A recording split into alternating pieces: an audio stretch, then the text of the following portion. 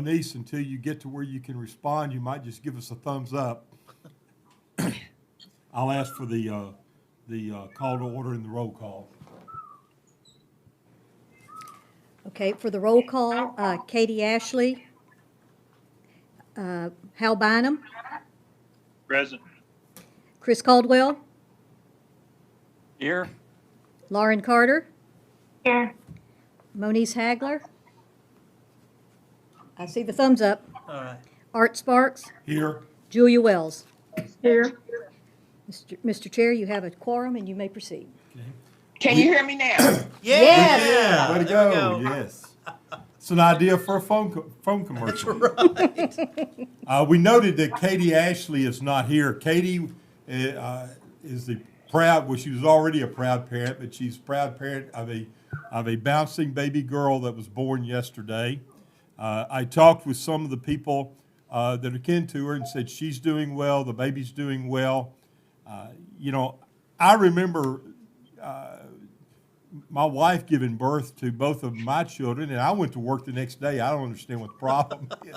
But I think that they're actually holding her, and she's going to get out of the hospital tomorrow. But we certainly wish her well with her new part of the family.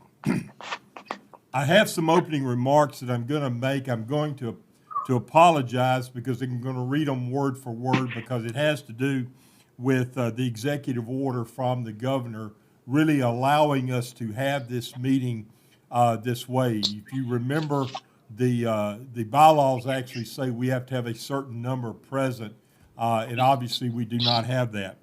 But Executive Order 16 temporarily suspends the requirements of the Tennessee Open Meeting Act to the extent necessary to allow any governing body subject to the requirements to meet and conduct essential business by electronic means if the body determines meeting electronically is necessary to protect health, safety, and welfare of Tennesseans in light of the COVID-19 pandemic. I would like to state for the record that Chancellor Carver and I discussed the benefits of Executive Order 16 and agreed that members of the advisory board participating by electronic means is necessary to protect health, safety, and welfare in light of the coronavirus. Notices of this meeting provided instructions for the public to access the meeting electronically and included a copy of the meeting agenda. The public is able to view these proceedings at utm.edu/abmeeting. Meeting materials have been provided in advance to the board and posted to the advisory board website. All votes will be taken by roll call vote. All members participating by electronic means are deemed to be present at the meeting for purposes of voting. A few helpful tips regarding virtual meeting protocol, which may be useful to share in facilitating our meeting. Please state your name when addressing the group. This is, and I honestly, because of the small size, we probably will know. Also, we will allow questions during the presentations, but we need to minimize interrupting speaker when possible due to technology challenges. And please mute your computer speaker when you are not speaking to eliminate the background noises and minimize feedback. Edie, I guess I would ask whether or not there are any members of the public present on the web, or and if there are, I would like to hear from them. As they did this morning, let me reiterate, as each of you as board members are sitting there, can you please tell me if anyone has joined you or is in the room with you?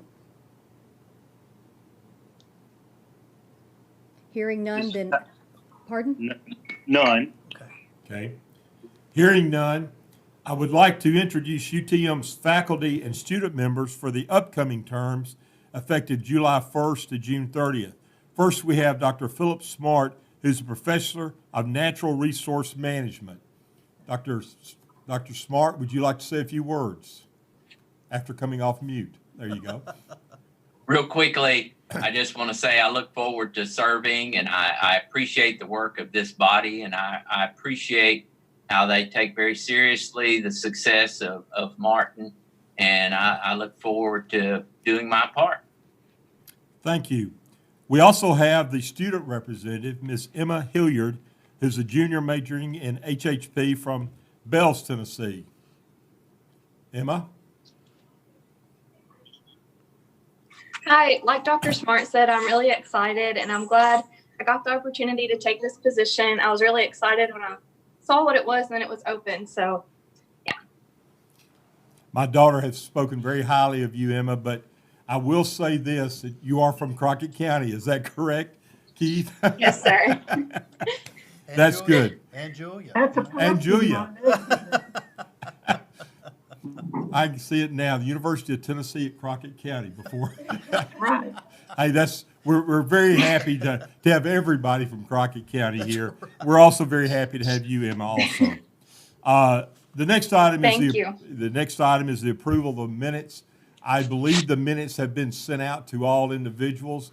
I would assume that if you had had any issues, you probably emailed Edie back, and to my knowledge, there were no corrections. Do I hear any corrections now?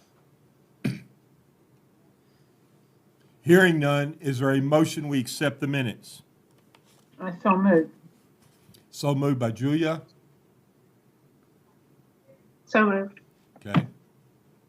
And is there a second? Second. Thank you. All in favor say aye. Sorry. All right, Aye. sorry, Roll I'm call. sorry. I'm sorry. Roll Roll call. call, roll Roll call call. vote. I'm sorry. Okay, Katie Ashley, Hal Bynum, Aye. Chris Caldwell, Aye.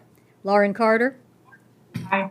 Moniece Hagler, Aye. Art Sparks, Aye. Julia Wells. Aye. You have approval. Thank you. The next item of business is the election of the chair from July 1st of 2020 through June 30th of 2022. There is some information in the packet that was sent on the election of the chair. I went back and read the bylaws and agree that everything is distinct. I guess the appropriate thing here is to open the floor for nominations. Chairman, Yes. Howell here. I would move that we reelect Chairman Sparks for another 2-year term. Second that. A third. Okay. I assume then that the motion, I appreciate, number one, I'm very appreciative and humbled for that. I believe the appropriate thing would be that, since one person's name has been put there, that the motion is actually to close the nominations and approve by acclamation. Is that the motion you had, Hal? That is precisely the motion I had, Art. Okay. Thank you. Is there a second to that motion?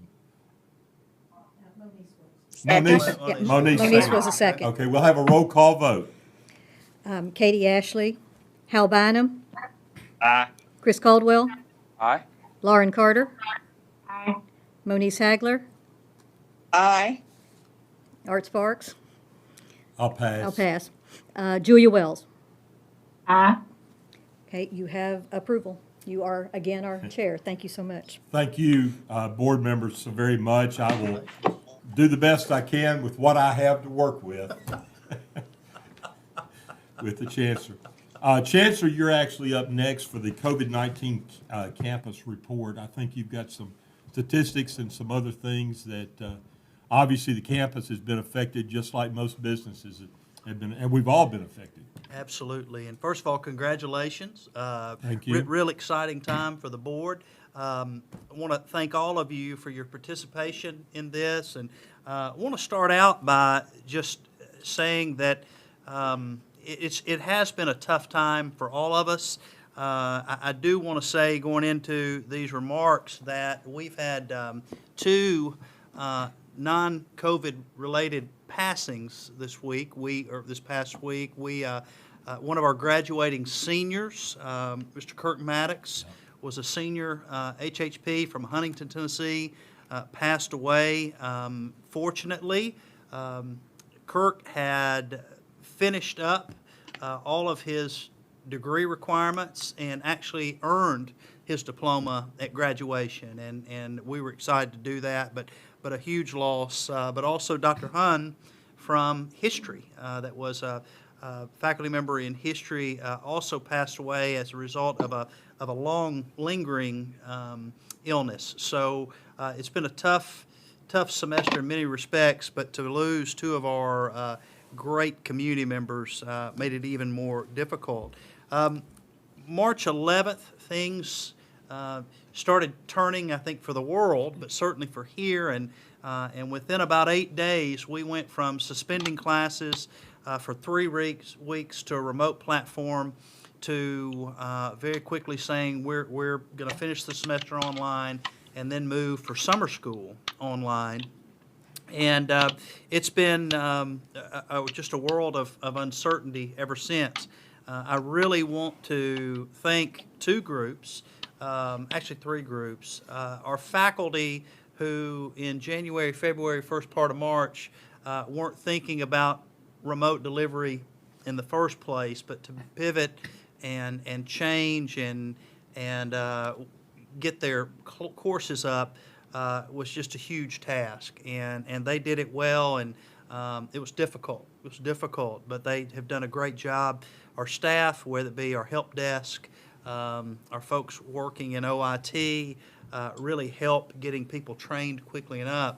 But also, and primarily, our students. And I'm looking at Lauren and Emma, the work that our students had to do to get out of the residence halls, get moved, start taking online, and there are a lot of barriers to that. I mean, you know, the lack of broadband in many of our areas, and so our students have really had the brunt of all this, but they responded really well and have persevered.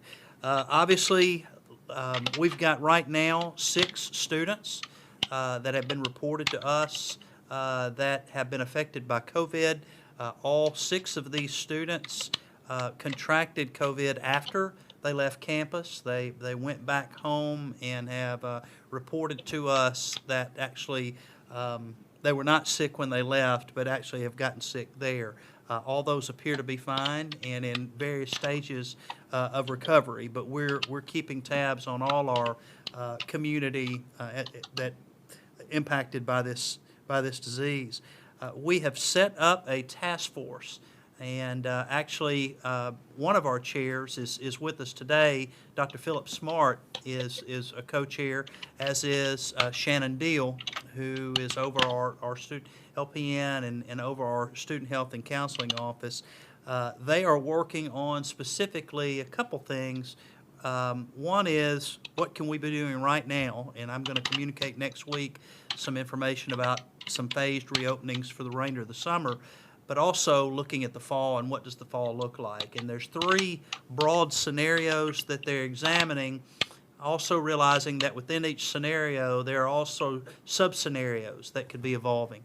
The first one is they're looking at what does a return to campus in the fall as a residential college look like. And certainly it looks a lot different because we've got to employ lots of things for employee and student safety as we move forward if we were to return in the fall in August. Second option is a hybrid. What does a hybrid look like? If we were to start the term online and finished with a general migration back to residential, what does that look like? And third, what's it look like if we're online again, just as we are now? And when you look at all those scenarios, there's so many nuances with each scenario that could happen. So this group is working. It's about 50% faculty, 50% staff. Everybody on it was chosen because they're a content expert in a certain area, and they'll certainly be advising me. They've been working about a week. They'll be advising me, advising the cabinet. That's at the campus level. There's also a system-level task force that Randy Boyd has put together, and it is being chaired by a virologist out of the Health Science Center in Memphis, Dr. John McCullers, who's been quoted and has been sought after nationally. He is actually on the city of Memphis and Shelby County's plan for their reopening, but to have someone, one of the beauties of being part of the UT system is to have someone with that caliber knowledge that's not only advising the Health Science Center, but is also helping us at UT Martin. We're obviously in touch with the Commissioner of Health, Dr. Lisa Piercy's office regularly, and certainly all of our cleaning, all of our activities here on campus are guided by the outlines and guidelines given to us by the Center for Disease Control and Prevention. So daily, we think daily things might be a little more clear, and certainly we're hopeful in the next few weeks they'll be a lot more clear. You all saw that President Boyd announced that we would be working to being open as a residential college experience in the fall. Certainly that would be an ideal, but only if it's safe and only if we see things improving.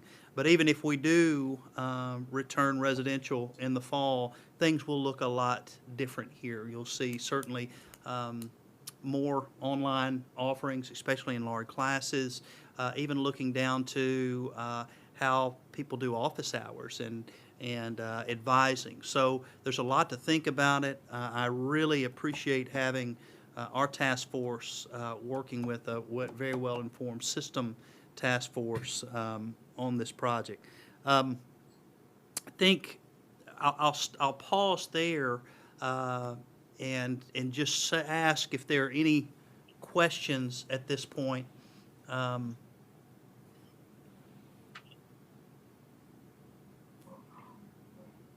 Dr. Carver, are you all also looking at how you might continue online with online degrees?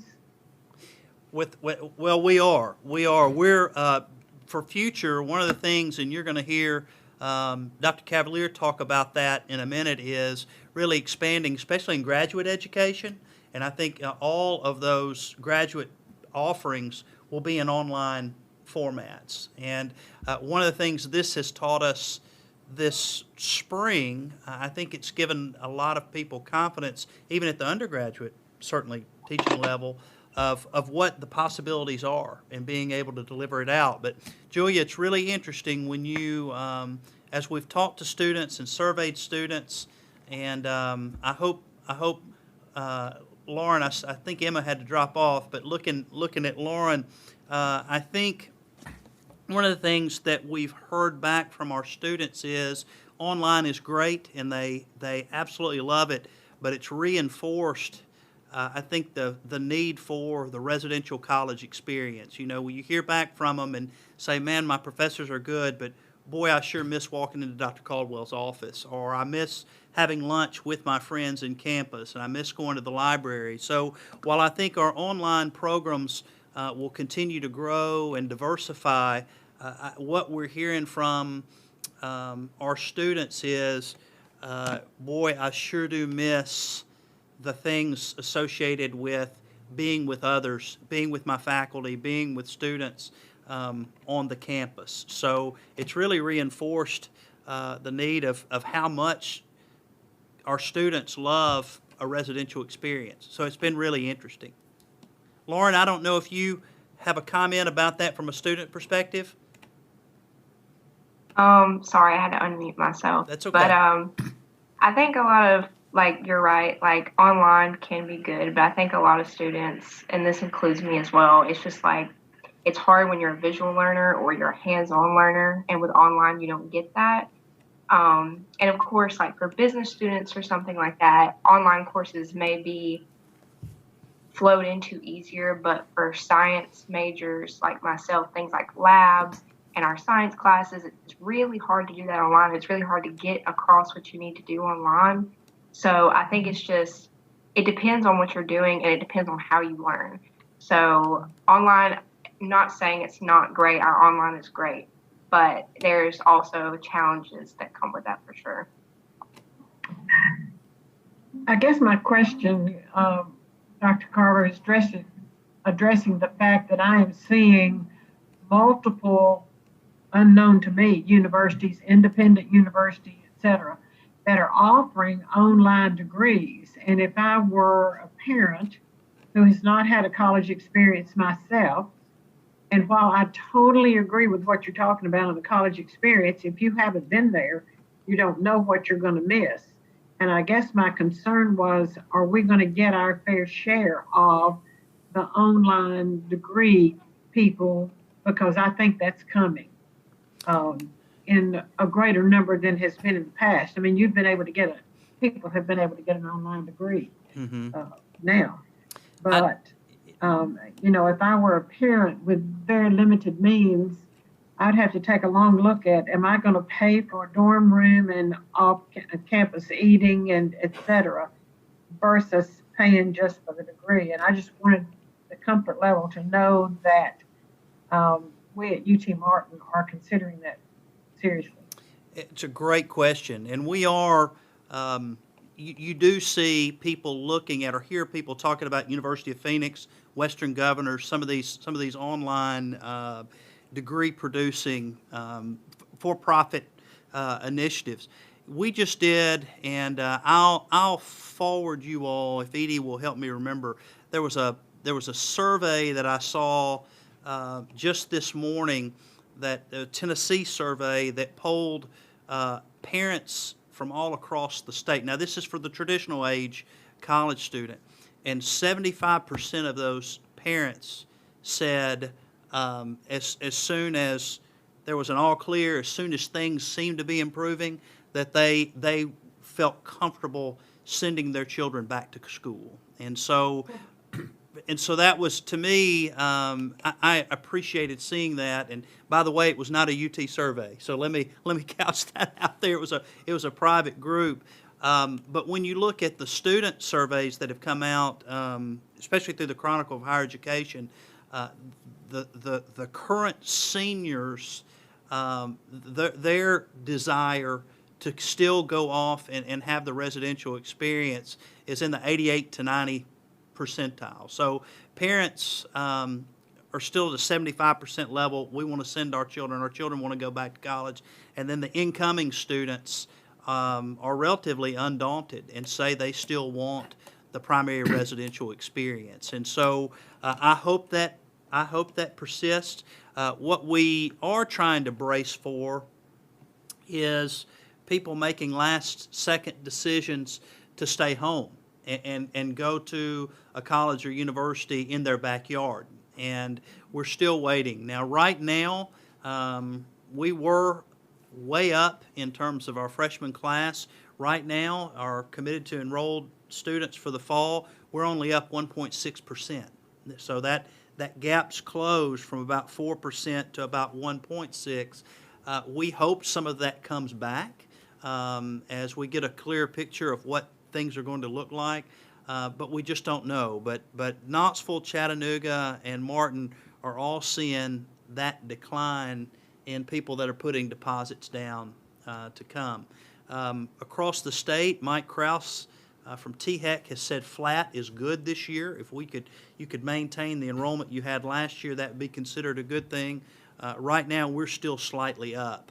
But I think we're going to know a lot more about where students go at the end of July. I think we're going to hear, you know what, I'm staying home or no. And that goes two ways too, Julia. There are some good West Tennessee students that have been going out, wanting to go out of state or somewhere else that we think we might have an opportunity to pick up here and stay a little closer to home too. So there's still so many unknowns, but with the parents and students alike, they're showing high confidence levels in, despite what's happening, given what I know now, I'd like for my child to go back, or I'd still like to go to residential school.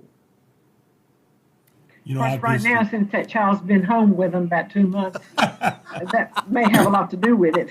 You know, Julia, I visited with a young lady from Henry County that for 3 years she knew she was going to UT Chattanooga.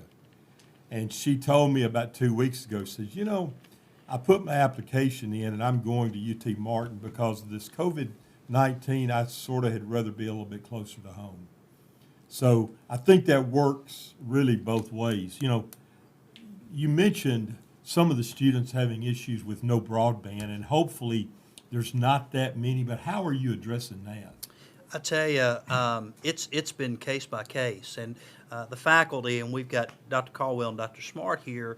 A lot of times, they're the first people to hear about it, and for a while, it was great being part of this statewide network. We could send students to the extension offices, and extension was letting people come in and use a conference room. And well, when those started closing, and then all of a sudden libraries started closing, it got challenging, and our students had to get creative. Now, we packaged together as many laptops, and looked at hotspots. Some students would actually drive in to a neighboring community college and would sit in a parking lot and do things. And so it was piecemeal as students, and there were so many students, and I don't know, Dr. Caldwell, Dr. Smart, you want to hear that we don't know that they had problems. They just had to figure it out. Now, for the future, one of the things we're talking about with Petra is, and IT is looking at loaner hotspots that we can get off cell service that we can loan out to our students. And that's one thing, but boy, it showed the deficiencies in our rural remote areas. I don't know, Dr. Smart, Dr. Caldwell? Hey, Keith, let me just jump in and say that Amy's already received a shipment of the 250 hotspots, and she's sent out information to campus about if you have a student who doesn't have reliable internet. So that we're already doing that for the summer. Thank you, Dr. Cavalier. Yeah, I was going to point that out. And one of the things we talked about in our tech meeting was that with some of the students that we'll send these hotspots to, it isn't that they don't have internet at home, but they have siblings that are also trying to do things online, and they're having difficulty having stable service. And so, yes, those came in Wednesday, and we're already getting ready to send some out. Good. I know Lauren talked about some of the issues, being, especially in science and the labs and a hands-on, and I certainly understand that. I would ask you, Dr. Smart, and you, Dr. Caldwell, and Lauren, what other problems have you run into that we haven't been able to overcome on the online? Because right, wrong, or indifferent, this is going to be the education of the future to some degree. One of the problems several of my students ran into that the university can't address very well is that some of my students' parents lost their jobs, and the student became the primary breadwinner for the family. And then that required a certain set schedule, and we worked around that schedule as much as we can, but we cannot really help them with their financial problems as they try to support their families. That's a great point. Yeah, or another struggle that I had with students is that now that they're home, maybe their parents are taking on other responsibilities to make up jobs that they've lost, and they're having to care for siblings who are not at school now but are at home, and that becomes a major obstacle as well. Thank you. Another thing I think as I've seen like a lot of my friends have trouble with is things like the financial aid office and the bursar's office, because a lot of those things it's really hard to do over email, but they're only like available over email. And I know a lot of students wish they could just call and actually talk to an actual person instead of going through like a long email chain and then the problem never gets solved pretty much. Okay. But I think other than that, like I agree with Dr. Smart and Dr. Caldwell on what they said too. Dr. Carver and I talked about the 7 people associated with the university that have reported that they had a problem, and I think he is satisfied that the contact with the COVID-19 disease did not happen at UT Martin, that it was off. And I would probably say Julia and Hal and Monice and really anybody, how have y'all been affected? How's Pick Suite been affected, Julia? You're on mute. You're on mute. There you go. We basically have everybody that was in the office, which is about probably 120 people working from home. Okay. We did move some people to offices in a warehouse in Brownsville and some to offices in a warehouse in Bells. In Jackson. In our Bells office, we have a lot of cubicles. And so we've moved everybody out of those into home. And actually, it's working well. In our graphics department, I have one of our graphic designers that lives between Medina and Trenton, maybe, and one that is in Oakland. And they're having a really difficult time saving and sending files that have large files. Yeah. But other than that, we're having this kind of meeting. I had 3 yesterday. And the staff, my immediate staff, we are on a Zoom chat, and it's working great. A lot of our people, particularly the ones that are doing things like order entries or receiving orders or ordering packaging, or things that they are a one-man show, like it. They say there are much less distractions at home and that work is going well. I think we're going to be here for a while. The fact that the state is opened up, I don't believe we're fixing to open up for a while. We are very lucky. We have not had a case in any of our plants, but we've done a lot of work. Individuals coming into work, staggered coming into work. We've removed some lines in the plant so that people are separated further, taking temperatures before they come in, doing all those things and have been doing it for a good while. Okay. So we watch what's going on in the meat industry, and we've been very lucky because we've had nothing as far as any cases. Of course, Crockett County has only, I think, 7 cases to begin with, and I think every one of those were out of a nursing home. So it's a challenge, very costly, but it certainly is working well, and our volume is about double. So there's some That's good. positive things going on. Monice, is the court system open in Shelby County? You're on, yeah, there you go. Okay, I'm sorry. All right, Give me that question again. Is the court system still open? Are you able to operate in Memphis? No, actually, they are shut down and they're doing online and Zoom meetings as well. I have a small office, so we're alternating working from home, and I'm in the office today, but mostly 1 or 2 days a week in, and then working remotely, etc. Hal, are the farmers? I know the rain hadn't been a problem, but but how are the farmers doing? We've had a really good year in spite of this. It lends itself to our business, the restrictions, a lot better than most because we're not as confined. We're out in the field and away from each other a lot, and we've functioned very well. One of my sister stores in Pembroke, Kentucky, had a case, and it kind of put us all on edge and all on guard, and we implemented a lot of office rules that I never expected, but we've complied with them, and so far everything has worked quite well. We are essential, but I try to tell my people every day that essential does not mean immune, and it's so far so good. Good. Any other questions of Dr. Carver about the COVID-19? Hearing none, then we will move to the strategic enrollment report. Provost, who's going to do that?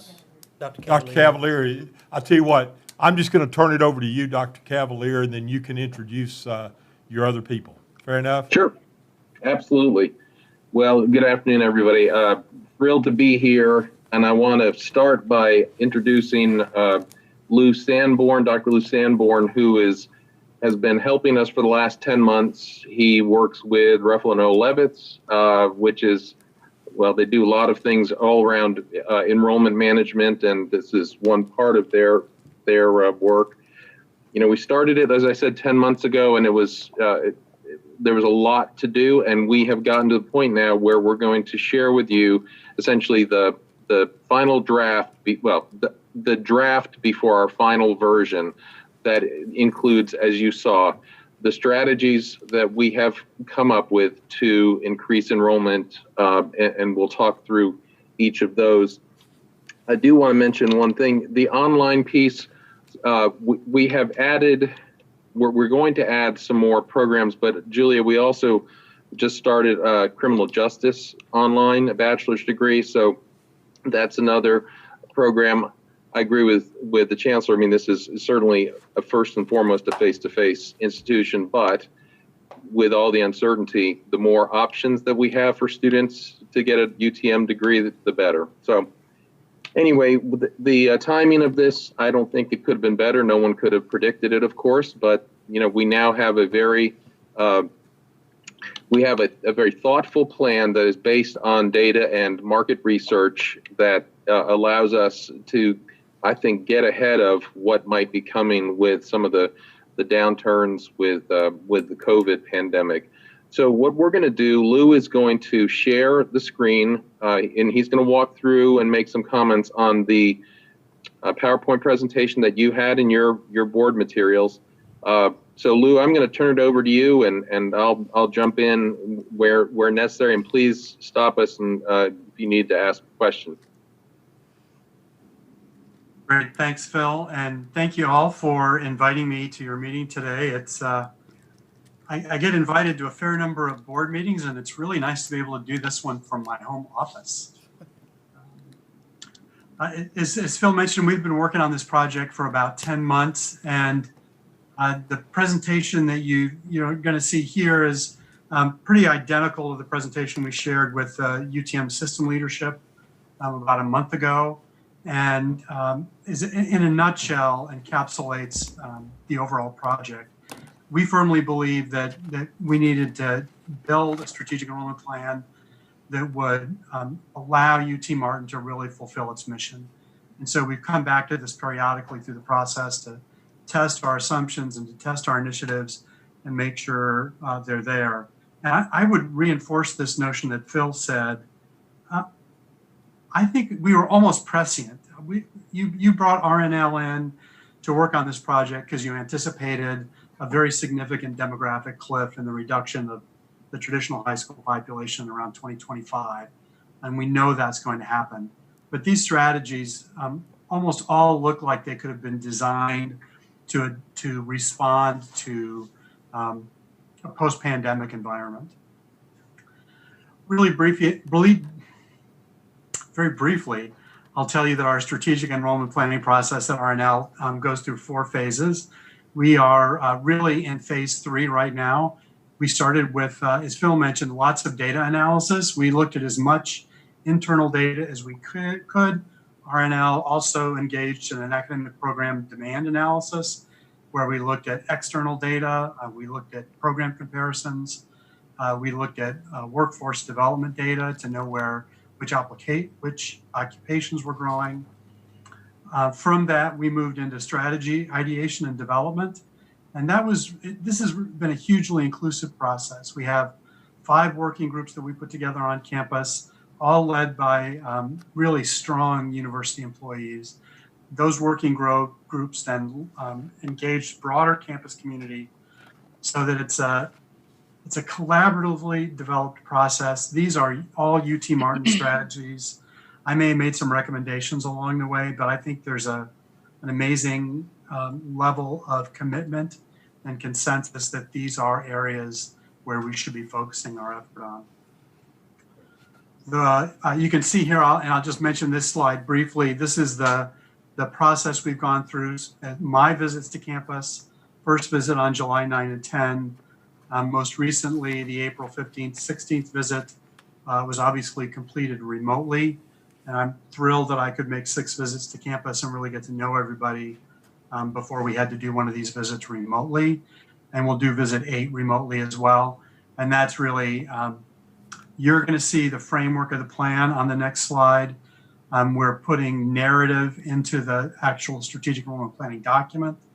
As the university and the system, finalizes funding for these initiatives, we may continue to make some adjustments, but we'll be in a place where by the end of June, we'll have a written document to be able to share, and then we'll get to work, and I'll plan on hopefully making an on-site visit in October 2020 to see where we are and make sure we're making a transition from planning to management.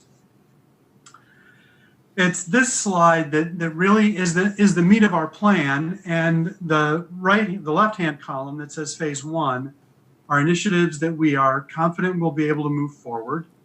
There are a number of different kinds of strategies right now listed on phase 2 on the right, and I will tell you that that right-hand side is not necessarily a comprehensive list of all the things that we've initiated and that we have going on. You'll notice that there is not a first-year experience or an advising plan as part of the strategic enrollment plan. That's partly because the first-year experience is being run on a parallel track through the institutional strategic plan, and advising will likely live there as well. But the phase 1 initiatives on the next slide, I'll show you that in a minute, is where our budget is living for these initiatives and our enrollment projections. And I'll be honest, I do not have a crystal ball. I was really glad to hear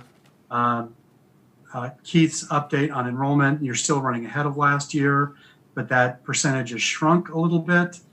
What we're seeing across the country is a real mixed bag. I had a call with a four-year private institution earlier today that's still running ahead of deposits compared to last year. And I have a colleague at a regional comprehensive and an urban center that is significantly down from last year. So I think I would actually suggest, if you're curious about what we're seeing in the environment, four-year urban institutions may be at greater risk of enrollment decline this fall. I think rural institutions are going to have some significant advantages, partly because of the perception of safety that accrues to the rural environment. The plans on the right are clustered. The comprehensive marketing plan lives by itself. I'll come back to that in a second. We have some undergraduate program development plans. We have a cluster of graduate program development plans. We have the CT stands for centers, and S stands for student success. GP is graduate program, UP is undergraduate program.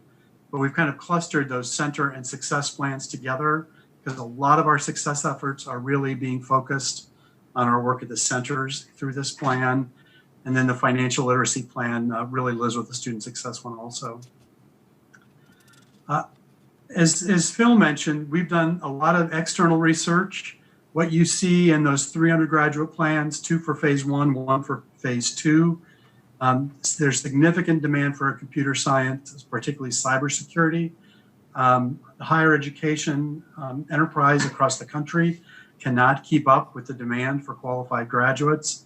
You've got phenomenal leadership in your computer science department and are already making early stages to develop an ABET accredited cybersecurity program, which will make it one of barely a handful in the country.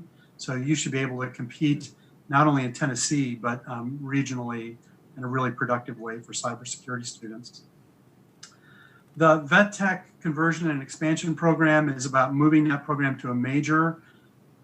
We anticipate growth in that program actually no matter what you do. UTM has such an amazing reputation in ag and ag-related disciplines.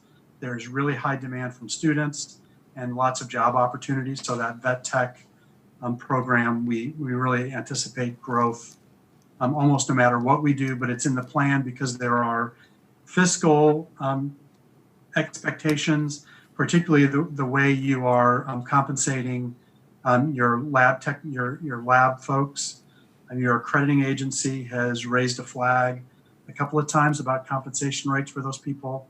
So the bulk of the dollars in that plan is actually for existing staff. We believe that we should phase the development and the offering of a construction management bachelor's degree into phase 2, partly because you don't have the facility ready for that yet.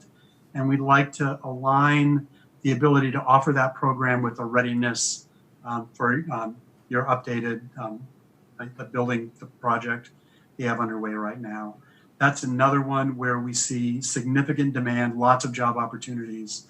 And that will also serve as a productive off-ramp program for students who come to UTM thinking they want to do engineering, but don't quite have the quantitative skills to succeed in engineering. Having that construction management degree is a way to keep those students at UTM and help them provide a career, an education and a career pathway that aligns with their interests. Lou, let me just jump in and say that we're going to be announcing, I don't believe we've done it yet, a new chair of engineering who has a very extensive background in construction management and engineering. So we're bringing someone on board who does this. Yeah, and that's another important point to make, Phil, is that we've identified programs generally here that align really well with existing faculty expertise. So there are some places where, when enrollment warrants, we'll need to add faculty, but in most cases, any new faculty additions will be designed to phase following enrollment growth. So they're pretty safe bets in that regard. On the graduate side, you can see 4 offerings, 3 in phase 1, 1 in phase 2. That special ed autism concentration, again, you already have the faculty expertise there to pull that off. There's really high demand in the K-12 sector for autism experts, and so we see great market demand and opportunity there. You'll see kind of a funny abbreviation on the Human Resource Management Plan. When we initiated development of that, it was because the market research suggested that there was significant demand for undergraduate human resource management. And what we found as we dug deeper into the research is that our greatest opportunity really for human resource management is for a specialization more aligned with the MBA than at the undergraduate level. Most undergraduate students don't go to college thinking they want to get into HR departments.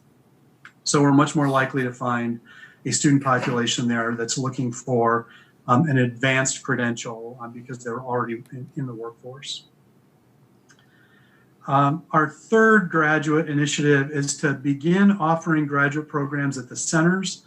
This is a multi-phased plan with the idea of offering 2 graduate programs, not this year, but in the following year, and adding a 3rd graduate program after that. We're seeing increasing demand for graduate opportunities at the centers. Right now, all of your graduate offerings are online. And as we have an opportunity to begin offering some on-ground options, we believe that incorporating that opportunity at the centers can provide some really good traction for us.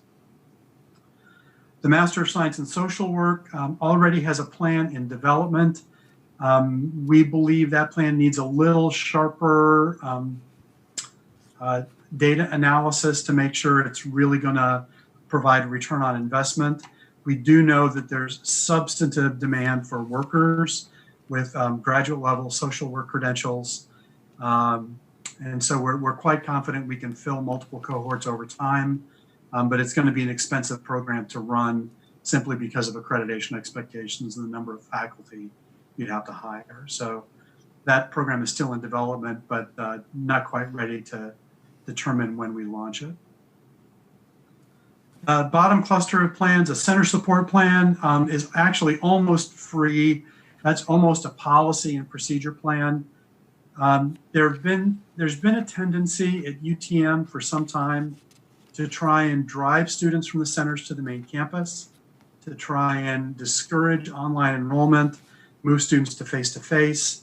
In that center support plan is some opportunity to provide just-in-time services and support that historically we've asked students to go to the main campus and work with full-time faculty for.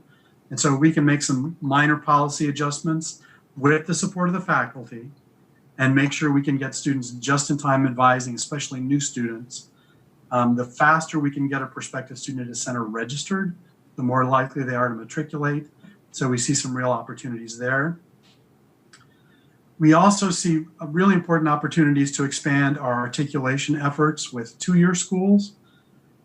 As I mentioned earlier, part of the impetus for this planning process was the anticipated demographic cliff in 2025 with a reduction in high school seniors, and focusing on our community college partners and students who have some college and no degree is one really important way to compensate for anticipated declines in that 18 and 19-year-old population.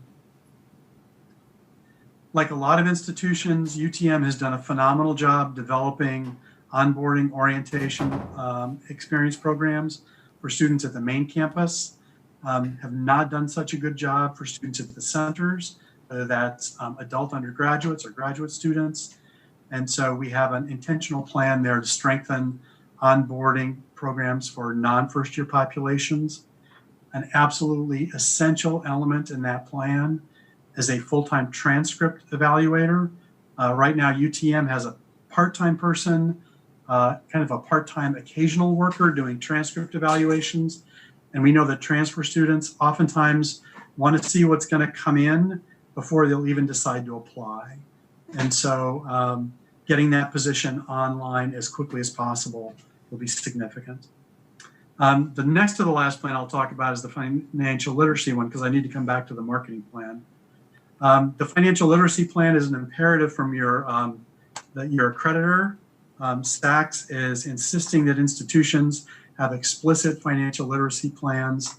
That's going to be even more important in a post-COVID environment as people are, as the employment situation is going to be slow to rebound coming out of that. So that's another plan that we phased personnel needs in so that we can prioritize one person and then as enrollment warrants, bring that up. I saved the marketing plan for last because it's by far the largest plan.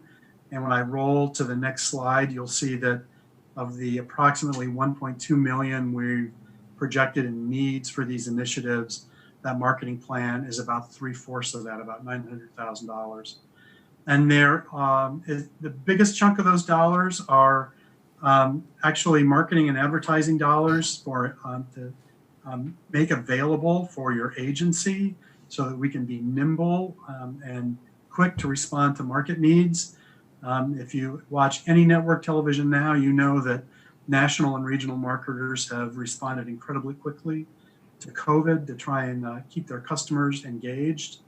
And it's really important that UTM be able to do that as well.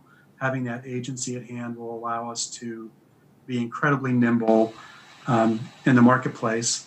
There are also some persons there. We need people to help us develop quality videos, whether that's there's a videographer already in the budget, but a producer, a social media expert. We really need to make sure that we're active in the mediums where our prospective students and our other key stakeholders are. So that marketing plan is a significant part of where we are. Questions about those, or Phil, anything you want to add before I go to the bottom line slide? No, I think I'll just go ahead to the next one, and I can say something towards the end. Sure.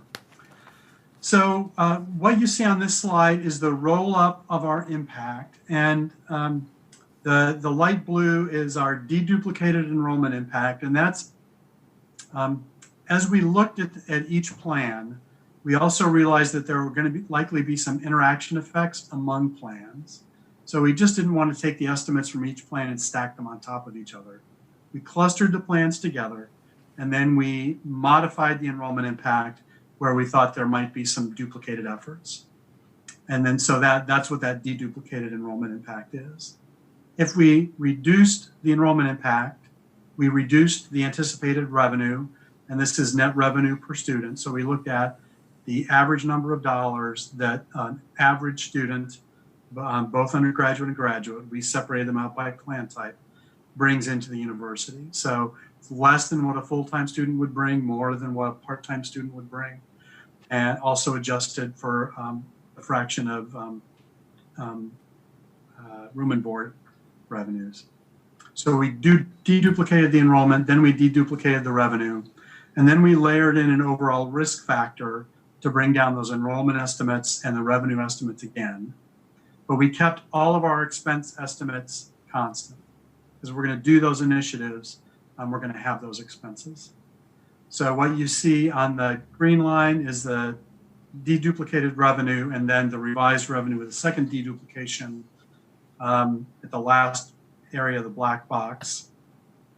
Total expenses in salmon, and then total net revenue. So you can see there are already some dollars expended in 1920.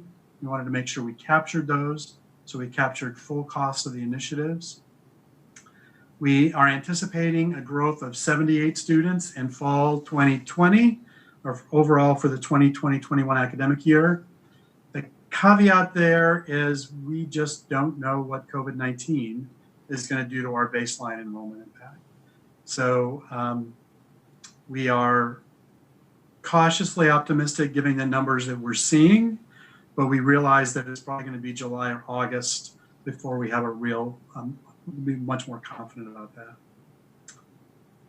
The good news is the majority of the impact of these, particularly the program development initiatives, aren't projected to hit until 2021, where we think we'll be back closer to normal business, and we'll have those new programs developed and up and running. And so if we can generate 355 students above our 2019-20 baseline enrollment numbers, we expect those students to generate about $1.5 million in additional revenue for the university, or sorry, 1.7 on an expense of 1.5. So we should be revenue positive in year 2, and then simply increase that rate of cumulative revenue gain over the 6 years that we projected here.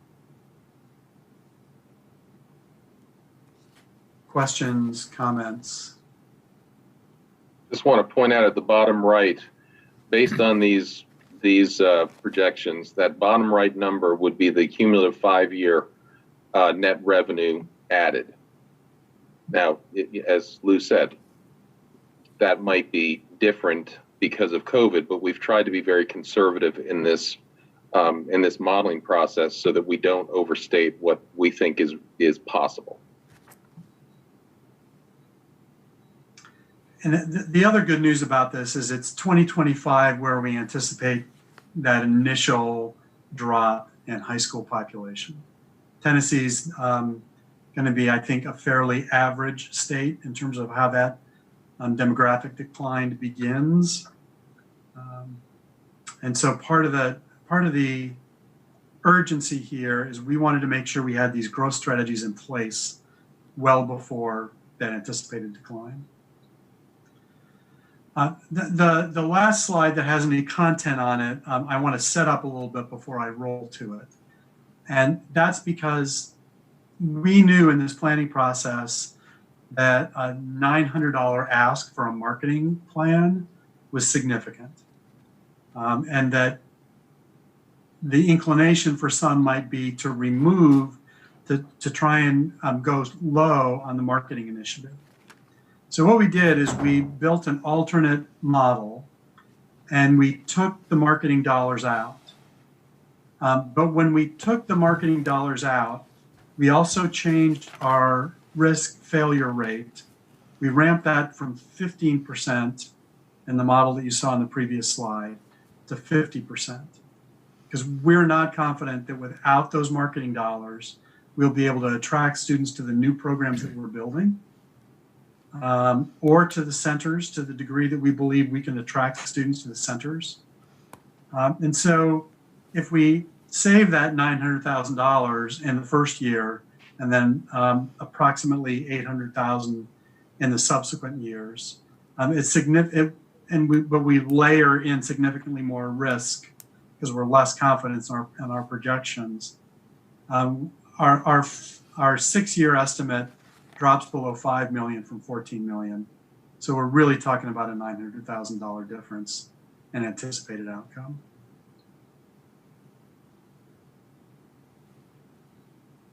The other thing I'll tell you, in all honesty, we're much more confident in the numbers in the first 3 years than we are in the out years.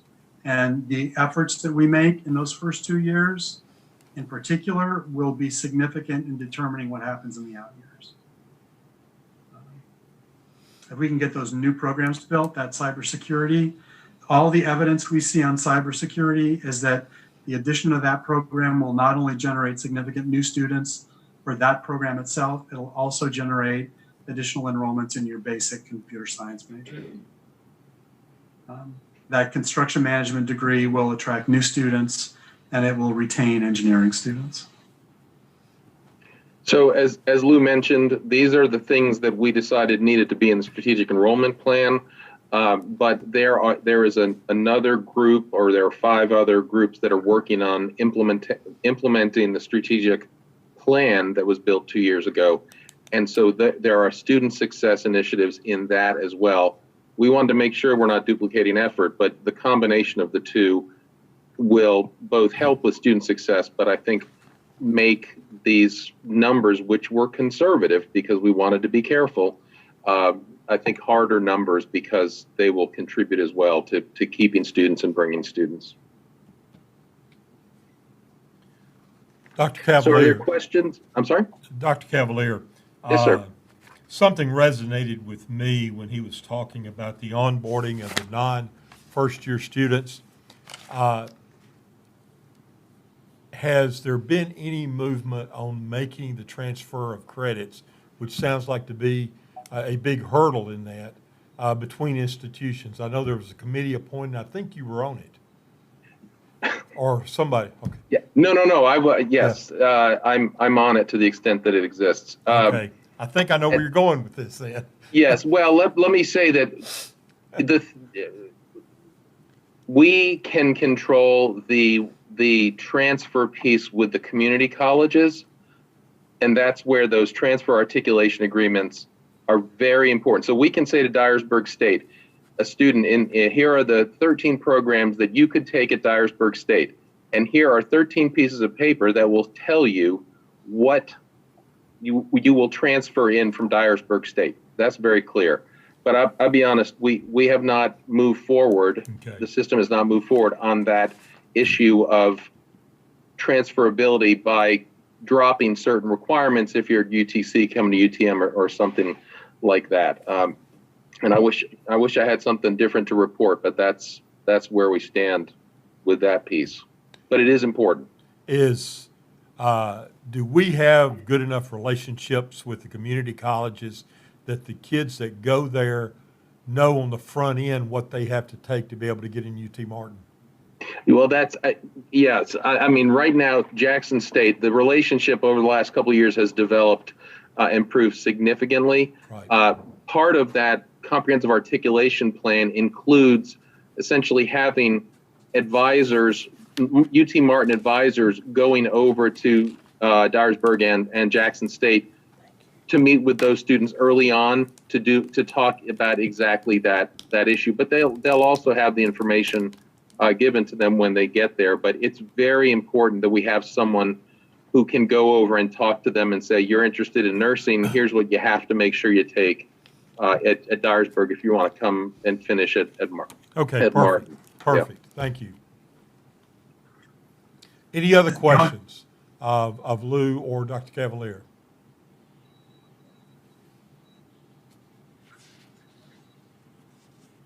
Hearing none then.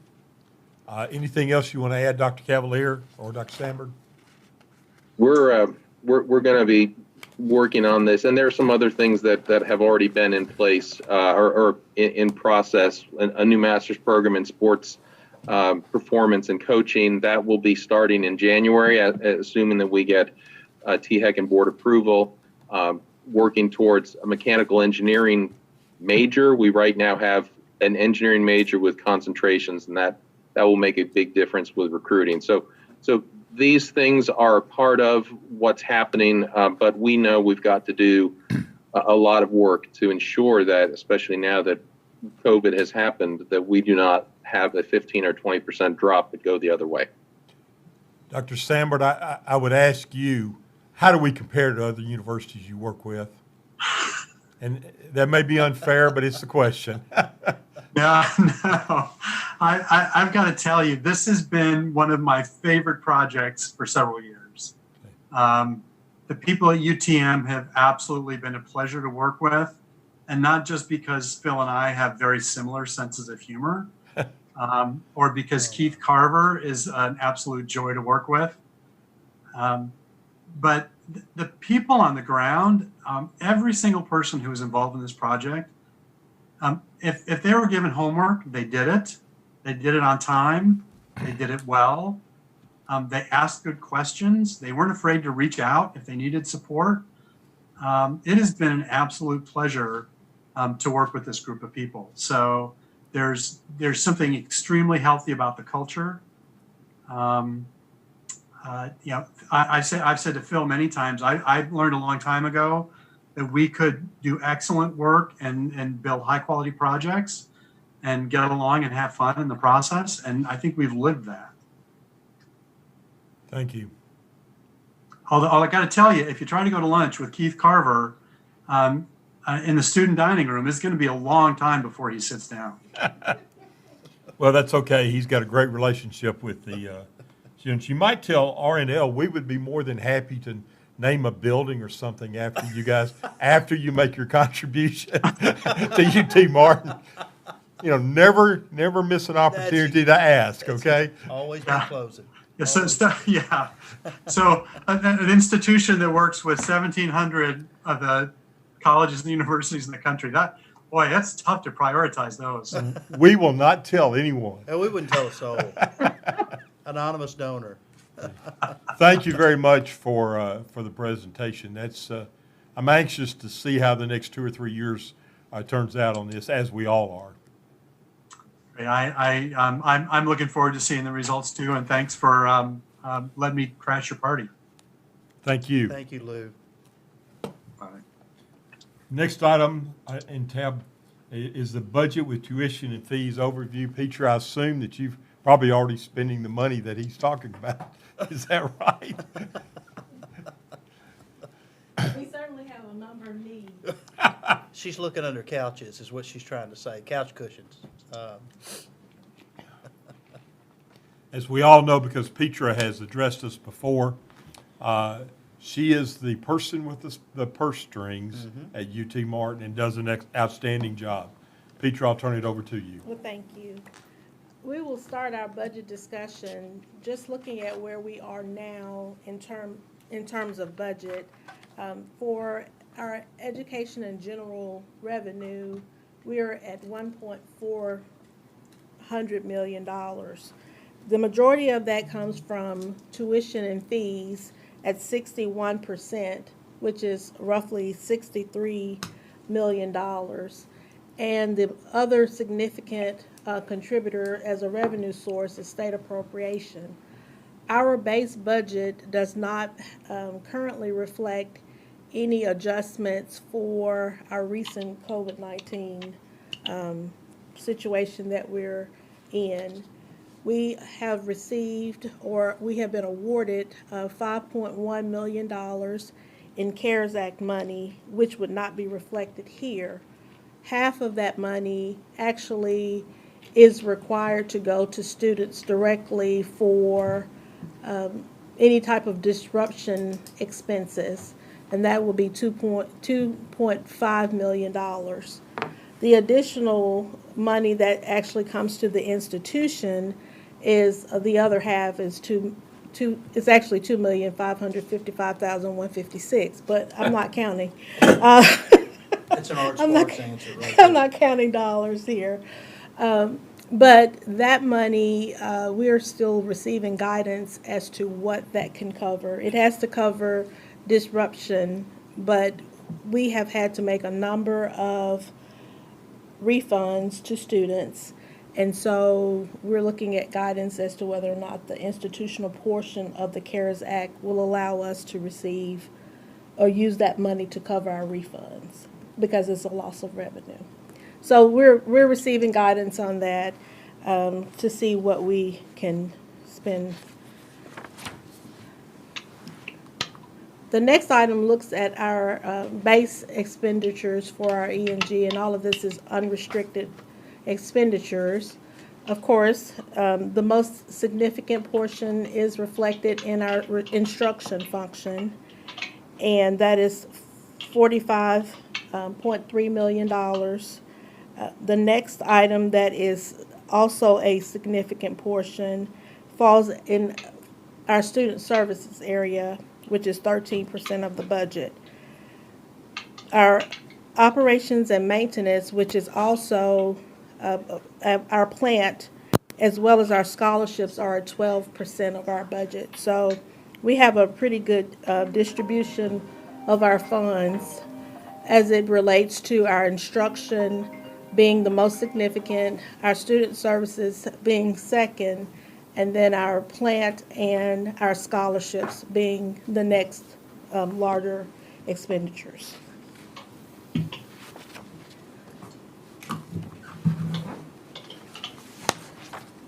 Currently, we're looking at the state appropriations for next year, and we're actually looking at that based on the most current information we have. There have been signals that that will likely change when the state legislators return in June. But based on the most recent schedule we received from the Tennessee Higher Education Commission, our net change from our funding formula would be a reduction of $74,800. The state appropriations currently includes a 1.5% salary increase pool, nearly $500,000, and then additional money for health insurance premium, about $150,000.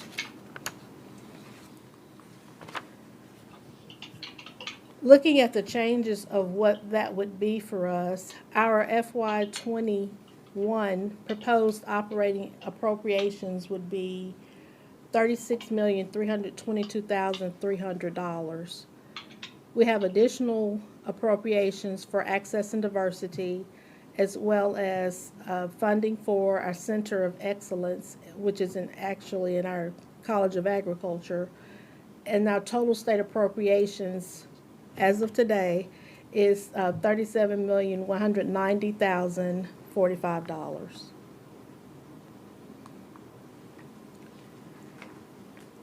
Current tuition and fees and particularly focusing on our mandatory fees, are $1,534.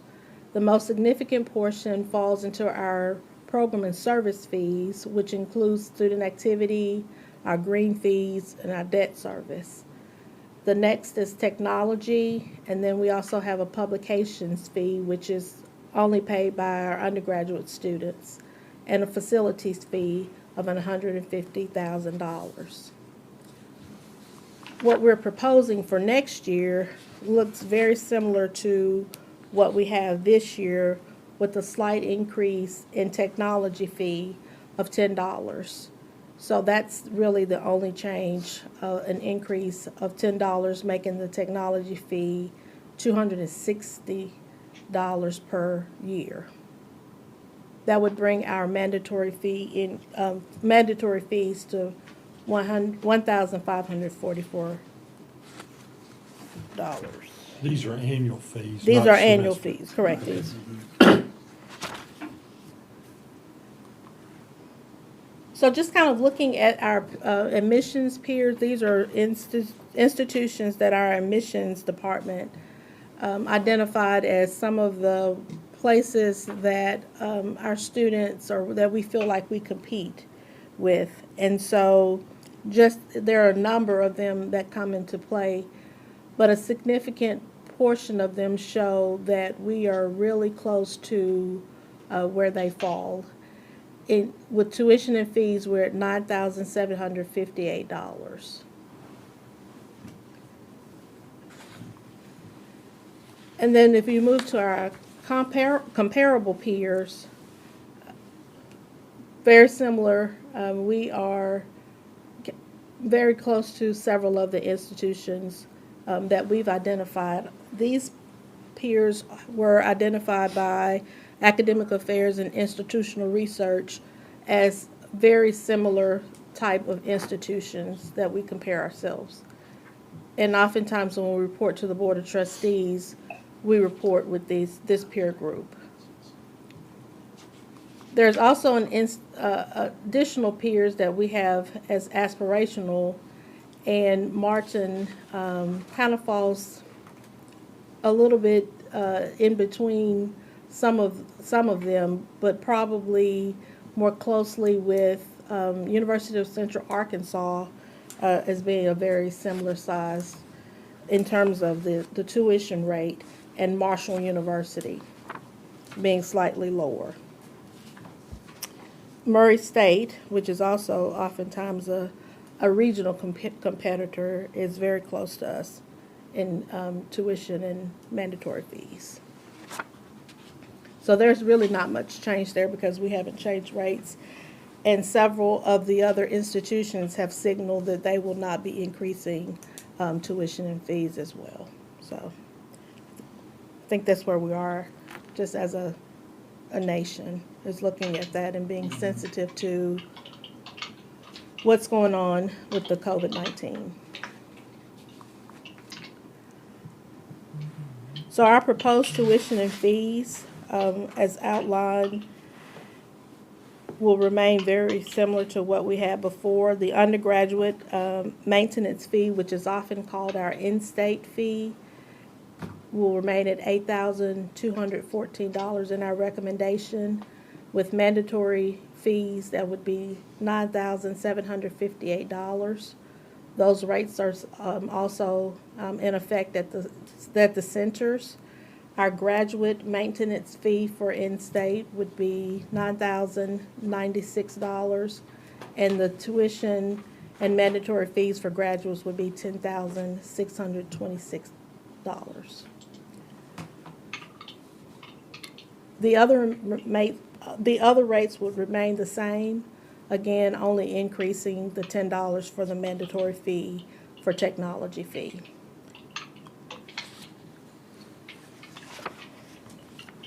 Similarly, our tuition change, not having much of an adjustment, would essentially have our proposed budget for the current operating being very similar to what we have now. Our revenue and expenditures for unrestricted E&G would be $104,821,000. Our auxiliaries at $10,124,300, bringing our unrestricted funds at $114,945,300.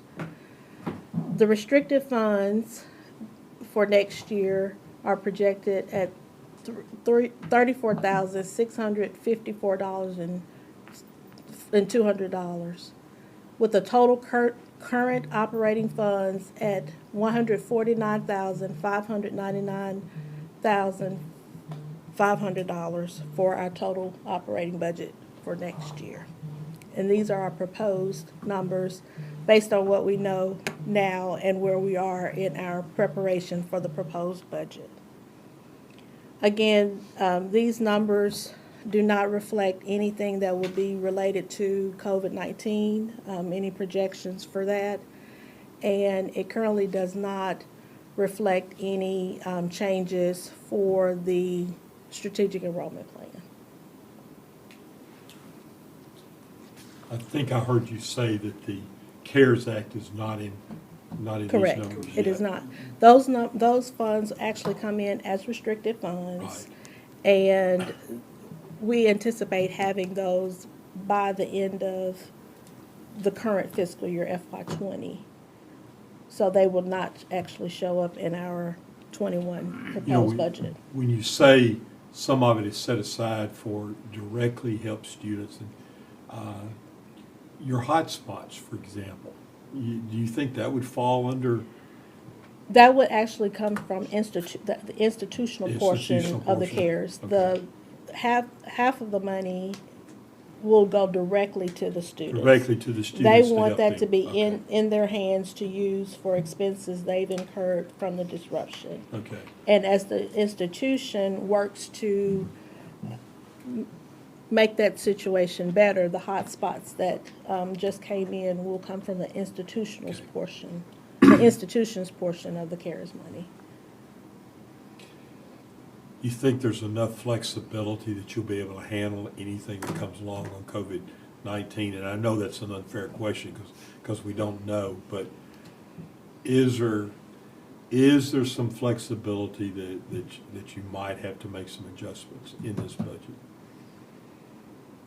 We will likely have to utilize several resources that we have available. Okay. Charlie Deal's should be able to take care of everything. I am leaning very heavily on our It's 12-month University probation Advancement Office. That's right.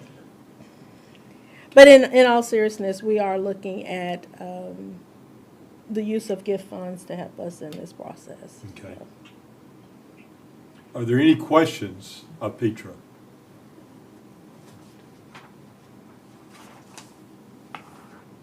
Hearing none, one of the requirements that we have is for this advisory board to approve the annual operating proposal and the tuition.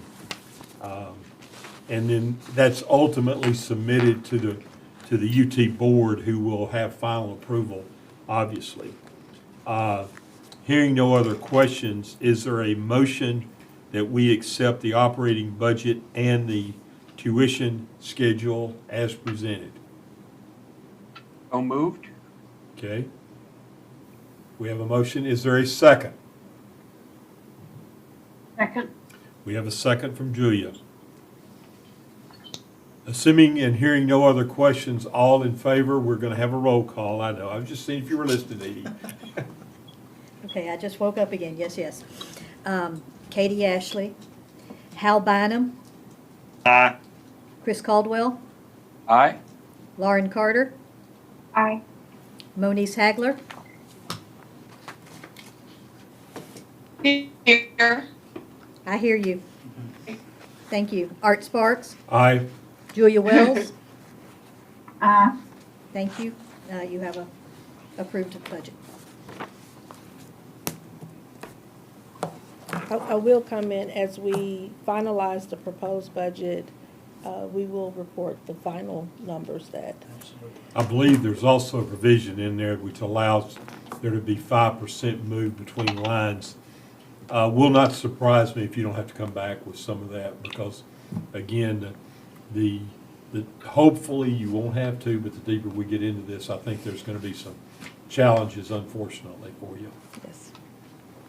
But Charlie's going to take care of that. Yes. Absolutely.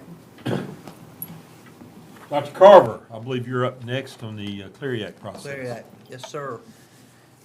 Mr. Chair, Advisory Board, if you'll look at, I believe, tab 5, we just wanted to provide you all a snapshot of what's happened. As you know, over the past years, you know, the Clery Act is a consumer protection law that aims to protect transparency around campus crime policy and statistics. And there's an annual reporting that goes not only the state but the federal government, and wanted to let you all know that really for the past 10 months we have been very engaged with not only creating better processes here, but also working with the UT system to determine some best practices and sharing some resources in that way.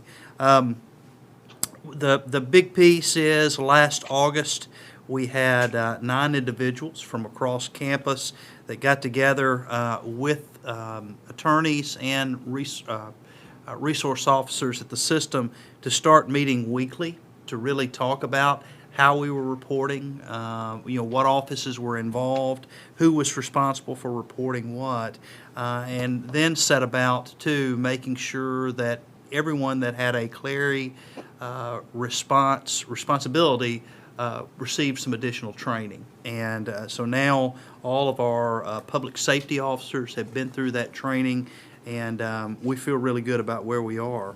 I think the biggest thing that we've done here is really created what we call the Clery Compliance Daily Crime Log, and it lists everything that comes through, whether it be initiating the residence halls, whether it be come out of a classroom issue, out of the university center issue, but all of it filters to one single spot for recording.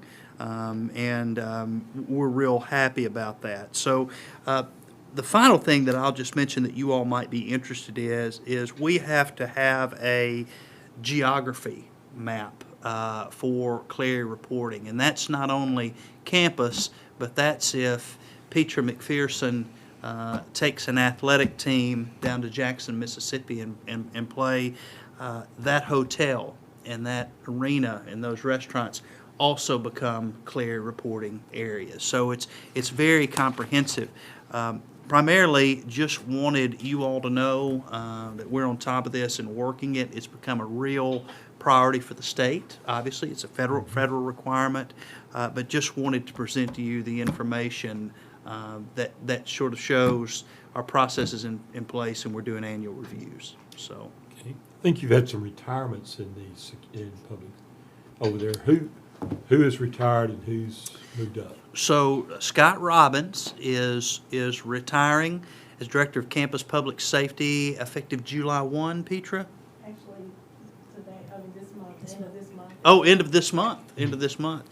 And so currently, Petra, do you want to comment on the search? Yes, the posting for the. Well, The posting for the Chief of Police, the Director of Public Safety has been posted. We have engaged a search committee that's across several different departments to actually work with finding someone to fill that position. We'll name an interim while that process continues. We're looking to name that really soon, but Scott Robbins retires at the end of May. So the end of May, we will have a new person stepping in on June 1st for that. We look to have multiple places where we place the ad because we want a very diverse pool that we're considering, and we look to hire the best person we can to come here and continue what we've established here as a safe community. Have you determined who the interim is going to be? And if you can't say, I understand. The discussions are underway. Okay, that's a fair answer. Okay. it's me, Art. I'm going. We finally found something, Keith. Are there any questions on the Clery Act update? Okay, hearing none. Chancellor, believe you're up for any comments that you Sure. might have. Thank you so much. Remembering Mr. that Chairman. I come along after you. That's exactly right. That's exactly right. First of all, I just want to congratulate Art Sparks for getting nominated and successfully acclimated and approved into continuing as chair. He's done a great job, and really look forward to all of us continuing to work with him. And we're grateful for the time. There's a lot of time that goes into preparing for the meetings, and really appreciate, Art, your diligence and your love for the university and your commitment to keep me accountable, which is daily. Couple of quick things for everyone. Last Saturday, we held a virtual commencement here on campus. I'm not sure how many of you got to watch, but we were able to confer well over 700 degrees on Saturday. It was a beautiful day. We had it outside live, streamed it Facebook Live, and we're able to not only announce the students' names, but digitally show a picture of them and tell if they graduated with honors and that sort of thing. Had incredible positive feedback from that, and I think students felt like while we hope to have an event in person in the future, this was a nice send-off, and I think gave some good closure. It was the end of an awkward semester, a lot of awkward moments, and but it was a great way to end things. Couple of quick updates. One of the things that we've learned that does not get disrupted during pandemic outbreaks is construction. And so the Latimer building continues to roll on. If you were to be out there today, there's dirt movers and earth movers and lots of, it's a good thing people aren't here trying to park because we've lost a little parking over there, but still wonderful. We are on schedule with that building. And again, that will be the $65 million STEM building that's over there between sociology and the business and global affairs. So we're very excited about that.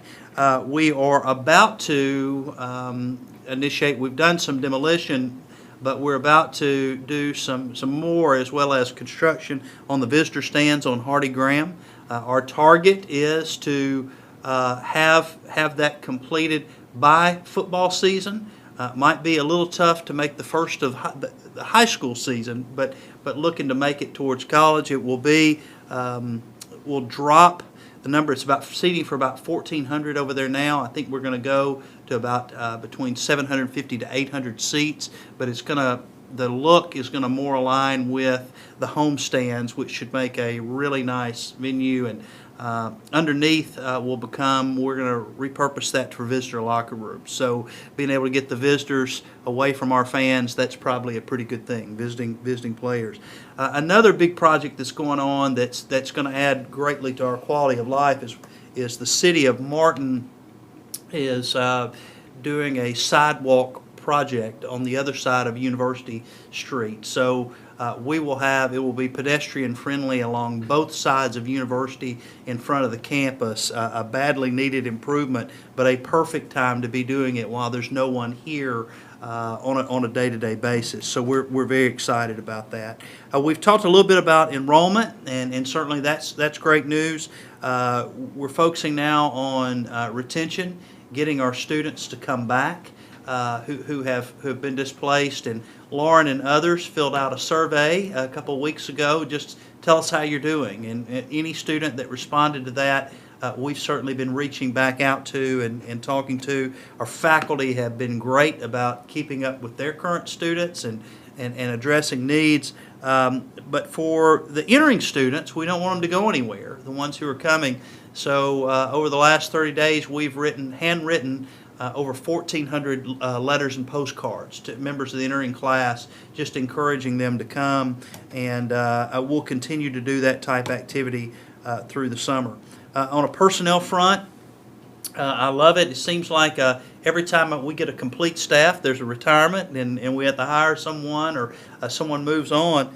But we have hired for Dean of College of Business Administration and Global Affairs, Ahmad Tatucci is coming to us from Eastern Washington. He will be starting in July. We're very excited about him coming in. He is a fantastic scholar and teacher, but he has an incredible sense of humor and a bit of charisma about him, and very student focused, and he's going to be a very welcome addition to our campus. Also, since we've met, we've hired our Vice Chancellor for Development and Alumni, Dr. Charlie Deal, and many of you know Charlie. He had most recently been Executive Director for Research, Outreach, and Economic Development. He's now going to be heading up our advancement unit, and we are beyond excited about having someone with Charlie's passion for the university, but certainly his skill to help us with our fundraising efforts. More good news out of fundraising. I'll tell you the feel-good story of the day. We decided to go out. We had a lot of students who were just disrupted when all this happened. They lost their campus jobs and just struggling. So we went out with a call, the advancement office did, to create a displaced student fund where we could do some mini grants to help students with expenses they'd incurred. And in just about 2 weeks, raised about $30,000 for that. And have been giving out $300 grants that students have used for rent. They have to apply for it, and so we can keep track of it. But it's been very exciting to see the call and appreciate our alumni and friends who were contributing to that. With that, I'll just let you know that I'll sign off by saying it's been a crazy time. We're really working hard to make it as normal as we can for our students. But even given all the challenges that we're undergoing, I still am so excited about the strategic enrollment plan.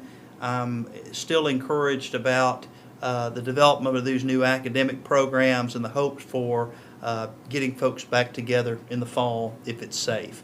I tell you, every time we have these meetings, this is I think my favorite job I've ever had. And even with the coronavirus, I feel the same way. So this is a great place to be, and it's a great day to be at Skyhawk. You know, you didn't mention, but Devin Majors, who was the original student member here, there was an excellent article in Union City paper about his speech and what he did, and how he had come to UT Martin and appreciated it. He's going to continue getting his law degree at UT Knoxville, so he's one of your outstanding students. He really is. Two-time SGA president, so he's great. You know, this has been a different meeting than normal. I certainly have missed the interaction, that we have, but I think it's turned out pretty well. I know from Moniz has worked out real well because your driving time's a lot less on this particular meeting, and Julia also.